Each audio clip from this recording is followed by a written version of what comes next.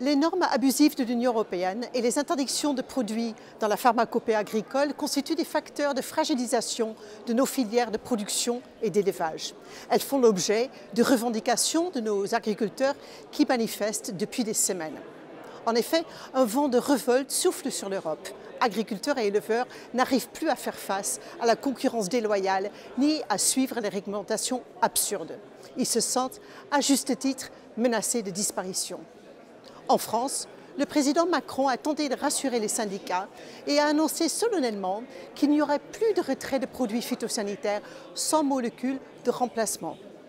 Que cela ne tienne, en ce moment même, les producteurs d'endives sont confrontés à la non-réhomologation de 3 matières actives, 2 herbicides et un insecticide, produits pourtant indispensables pour leur culture et qui sont toujours d'ailleurs autorisés en Belgique et en Hollande pour la prochaine campagne 2024-2025.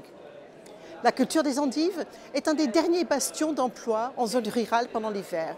Les endives de plein champ sont arrachées à l'automne et ensuite forcées en salle afin d'en obtenir le chicon d'endive qui donne une salade très demandée par les consommateurs ou qui peut être cuite et consommée sous diverses formes.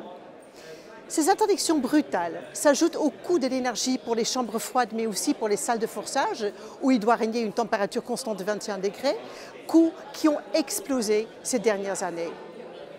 Chers amis, faute d'une réhomologation, c'est 90% de la filière endive qui se trouvera menacée de disparition et avec en corollaire des emplois directs mais aussi indirects comme dans les transports ou encore dans la restauration. Ce nouvel exemple d'écologie punitive infligée aux agriculteurs français est insupportable et les fausses promesses de nos gouvernants sont méprisantes.